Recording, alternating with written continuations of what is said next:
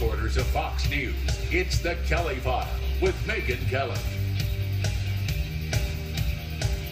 Tonight, a tale of love that went a little wrong. Stephen and Candace Lalikata met in 2010. They got married about a year later in 2011. Court documents allege that soon after the wedding, Stephen started disappearing for long periods of time with no explanation. There's your first clue, something's amiss. And they allege that he later told his wife Candace it was because he had a gambling problem and he owed big money to the mob. He actually convinced his new wife Candace to dip into her trust fund to the tune of hundreds of thousands of dollars to pay it, she alleges in her court complaint. But when Stephen went missing yet again for further periods of time, Candace decided to hire a PI, who reportedly caught him with another woman. And now she's suing to get all her money back, plus $10 million in damages, and that is not all. Joining me now, Judge Alex Ferrer, host of Judge Alex and a retired Florida Circuit Court judge. This story is unbelievable to me. Her father apparently made a bunch of money because he invented seamless underwear.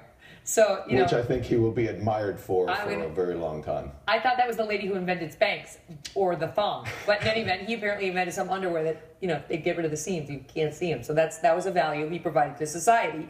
And this guy who she met at Beach Bum Tanning, who married her within 11 months, Judge, she apparently had a massive scam going on her, or so she alleges in the complaint. Tell us.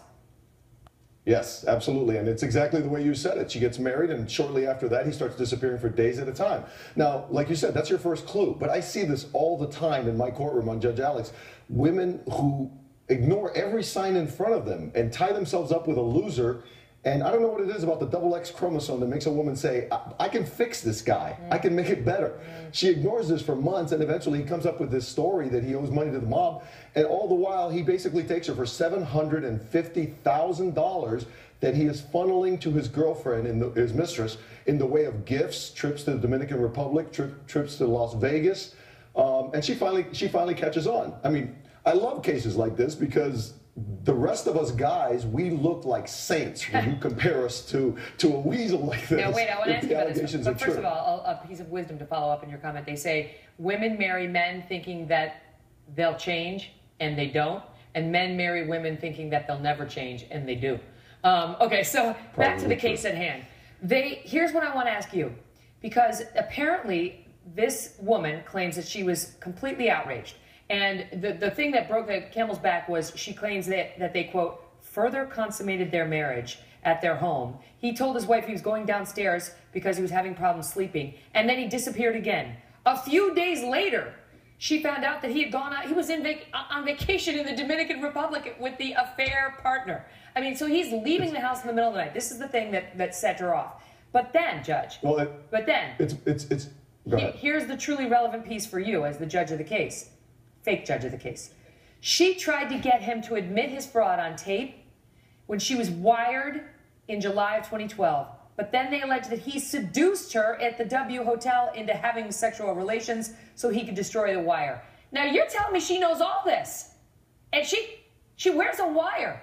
And then he seduces her into getting to bed with him again, and she can still sue him?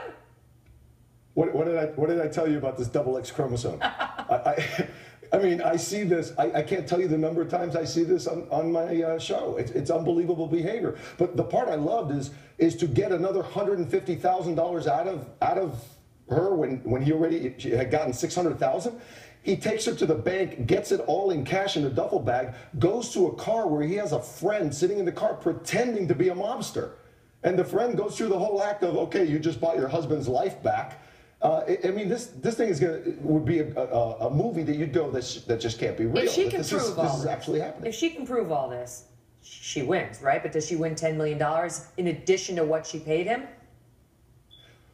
Let me put it this way. She may win $10 million because a jury is going to hate these people, including the girlfriend who sent her a text message that basically said, your husband's over here right now. I'm not going to repeat it. Bad. Your husband's over here right now, and this is what we're doing. And it was very graphic. But collecting on the $10 million is not going to happen. And bilingual. And we'll just leave it at that. But they might get prosecuted. People can Google. They might get prosecuted criminally. That's an option. You can prosecute your spouse You're not protected by a spousal immunity Yeah, for this is crimes you fraud. commit against your spouse. It's fraud, and the Yeah, affair absolutely. partner, the alleged affair partner, denies everything. She filed a sexual harassment claim against the wife, but that was dismissed. So we'll see how this plays out. But oh my goodness, Judge Alex, good to see you. Great to see you. On grand theft alone, he could face 15 years in prison. And personally, I hope he would get every day of it. If he did it. Thanks for having me on your new show. Congratulations. Great to see you. We'll have you back. Thanks. So maybe, I don't know, I think our Facebook page is pretty much PG-13 at the most. I don't think we're going to be repeating her message, but you can Google it.